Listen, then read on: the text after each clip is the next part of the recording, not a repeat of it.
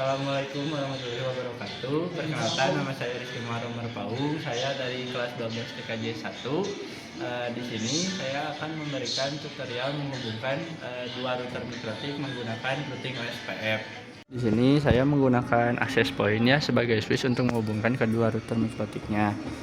Yang pertama di port 1 ini saya menghubungkan kabel dari ISP atau kabel jaringan internetnya supaya terhubung dengan internet. Kemudian di port kedua ini saya hubungkan dengan router mikrotik yang pertama, terhubungnya ke port Ether 1. Kemudian di sini ada di port 4-nya saya terhubungkan dengan PC. Kenapa ke PC? Karena saya akan nyetingnya di PC. Kemudian di port ketiga yang ada di access point ini saya hubungkan ke port Ether 1 juga di router 2. Nah, kemudian di port 2-nya saya hubungkan dengan komputer yang satunya lagi. Jadi di sini saya akan men-setting dua mikrotik menggunakan dua komputer. Nah, pertama-tama di sini saya akan menyeting dulu router pertama atau router 1 ya di sini. Nah, kemudian kita masuk dulu ke aplikasi Winbox. Kita masuknya ke yang ini, yang paling atas. Ini masuk, kita connect di sini sebelah kanan atas. Nah, untuk langkah pertamanya di sini saya akan menamai dulu router saya, yaitu caranya di sistem, lalu ke identity. Nah, di identity ini saya akan tandai dengan R1 atau yang berarti router 1. Kemudian kita apply dan oke. Nah, untuk tahap selanjutnya yaitu kita masuk ke IP, lalu ke DHCP client. Nah, di DHCP client ini kita tambahkannya yaitu port Ether 1, karena Ether 1 ini yang bersumber dari access point yang tadi atau dari ya yang ada terhubung dengan ISP. Nah, sini kita apply Ether 1 udah ya, lalu apply oke. Nah, setelah ini nyabon, lalu kita masuk ke IP lagi, lalu ke address.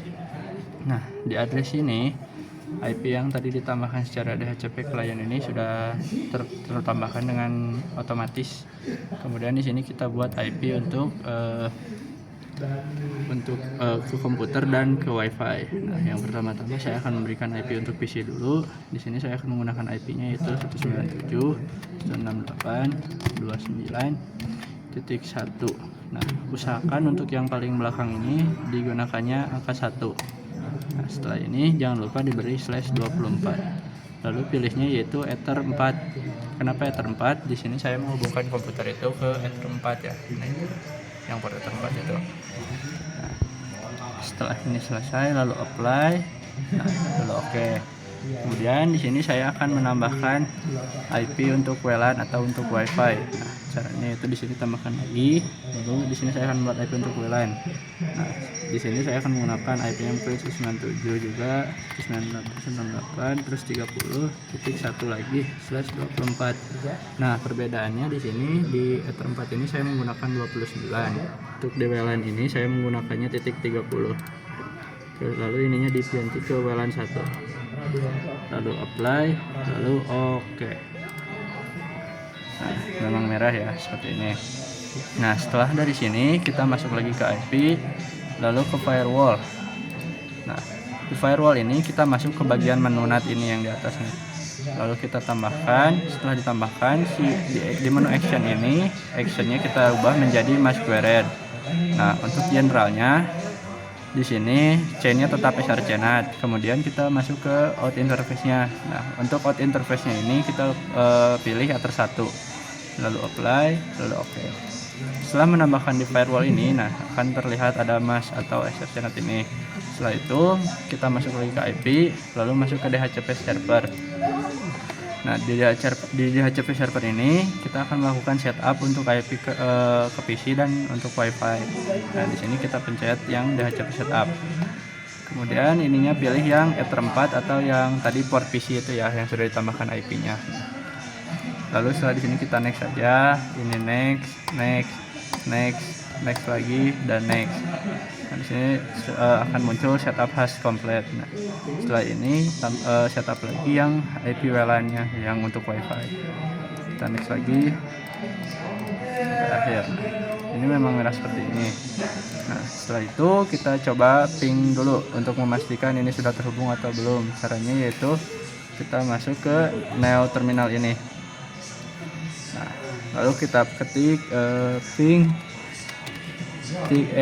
spasi 8.8.8.8 4 kali ya, dan enter. Nah, jika seperti ini berarti ini tandanya sudah muncul jaringan internet. Nah, di sebelah kanan bawah juga akan ada logo seperti ini ya, logo komputer ini. Nah, setelah ini kita masuk ke bagian wireless. Nah, di bagian wireless ini ada WLAN yang belum diaktifkan. Kemudian kita pencet, lalu centang di atas ini. Setelah ini dinyalakan, kita double klik. Lalu untuk settingannya di sini di bagian wireless ini, untuk modenya kita ubah menjadi AP bridge. Setelah ini modenya AP bridge, kita setting SSID untuk WiFi kita. Di sini saya akan men-settingnya dengan WiFi R1. Nah, kemudian kita apply saja. Nah, setelah dari sini kita masuk lagi ke bagian IP, lalu masuk ke bagian hotspot. Nah, di bagian hotspot ini kita cari di atas ini server. Nah, di server ini kita klik yang hotspot setup, kemudian setelah diklik hotspot setup kita pilih yang WLAN 1 karena ini tuh untuk WiFi ya WLAN itu. Kemudian setelah itu kita next. Ininya MAC address-nya di checklist, lalu next lagi. Next. Untuk sertifikatnya kita pilih yang non saja. Kemudian next lagi. IP address ini bisa diisi bisa tidak. Di sini saya tidak akan mengisi atau 000 saja. Lalu next lagi. Nah, untuk DNS-nya saya di sini akan menggunakan DNS Google yaitu 8.8.8. Kemudian next. Nah, untuk DNS name-nya di sini saya akan menggunakan marpau.hotspot.net. Nah, lalu kita next lagi. Ini tuh sebenarnya opsional, kalian bisa mengisinya dengan apa saja. Lalu ada dot di belakangnya, bisa com atau ID atau dan yang lainnya. Lalu kita next. Nah, untuk di sini name local hotspot usernya yang pertama saya akan buat untuk diri saya yaitu admin saja. Lalu untuk passwordnya di sini saya akan menggunakan 12. Nah, setelah itu kita next. Nah, jika sudah seperti ini tandanya si hotspotnya itu sudah ada. Nah, jadi kita tinggal menghubungkannya saja. Lalu kita klik OK. Nah, di sini saya mencobanya menggunakan HP teman saya. Kita cari tadi itu WiFi R1. Nah, ini nih. Kita hubungkan, lalu kita lihat ke atas. Nah, mendapatkan.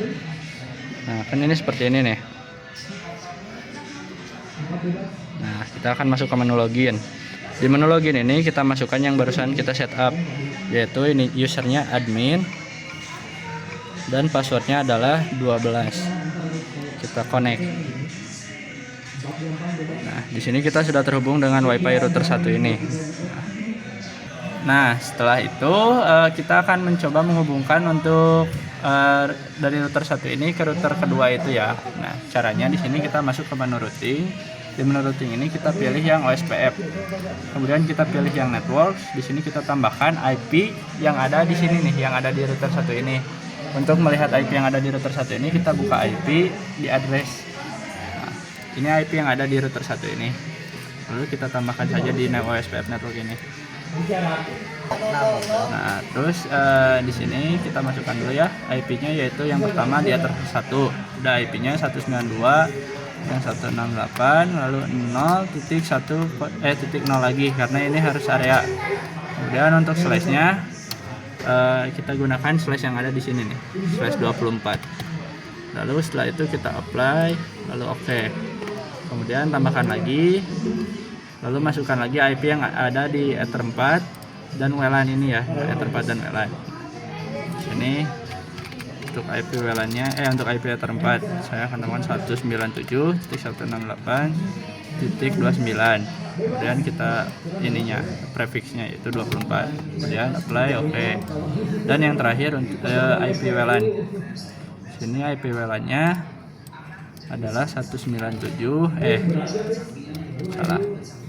titik 168.30.0.